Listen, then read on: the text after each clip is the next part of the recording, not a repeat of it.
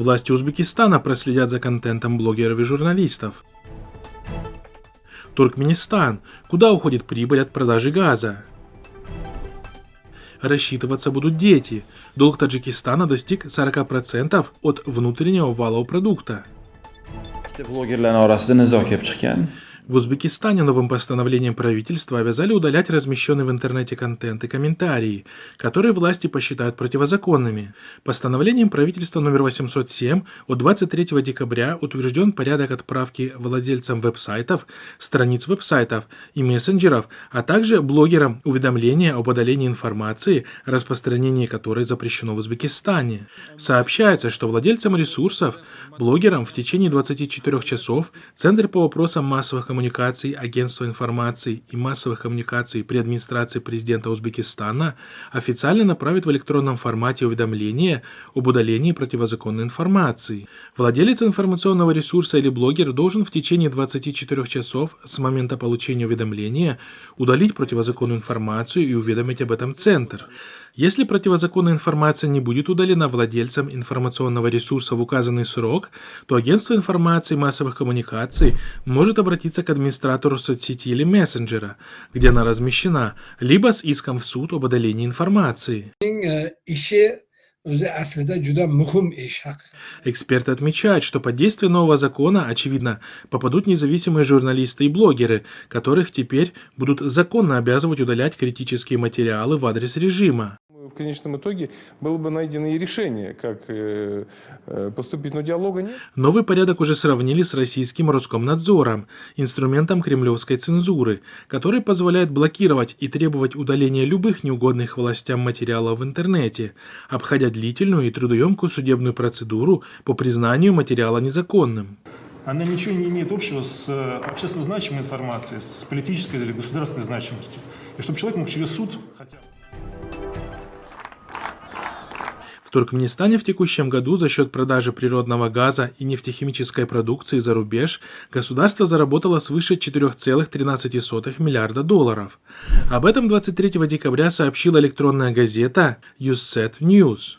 В рамках развития нефтегазовой промышленности Туркменистана за январь-ноябрь этого года было освоено инвестиций на сумму свыше 7,1 миллиарда манатов, около 2 миллиардов долларов. В общем, было добыто 8,7 миллиона тонн нефти и газового конденсата.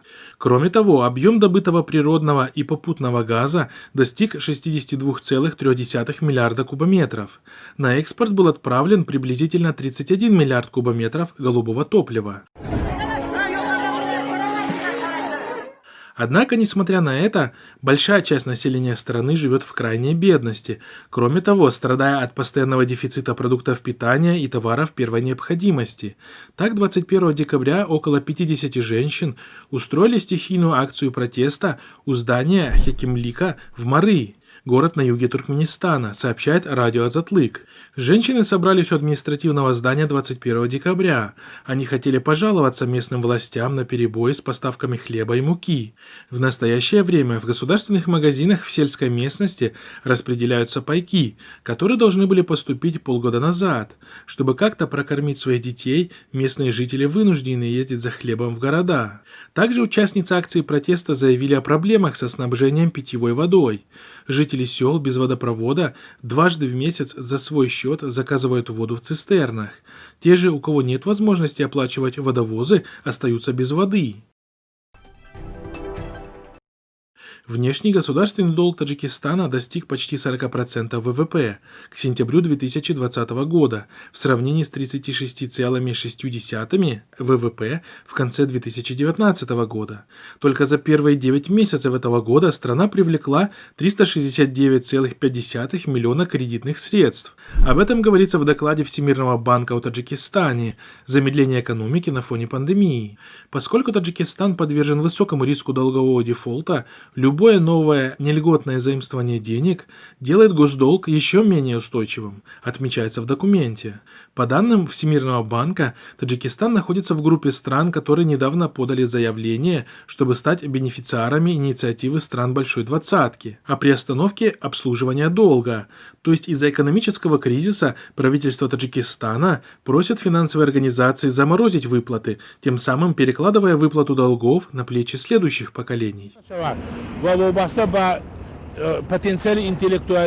Внешние займы властей Таджикистана вызывают массу критики среди экспертов и населения страны.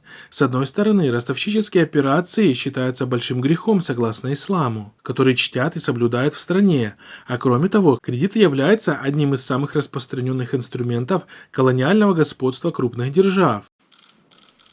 Напомним, что в 2011 году режим Рахмона уже передал Китаю 1% от территории Таджикистана, более 1000 квадратных километров земли в Восточном Памире. Очередная часть территории также была передана в октябре 2020 года, а передача или предоставление в разработку золотоносных рудников уже стала обыденностью. Почти все компании-разработчики таджикских недр являются китайскими.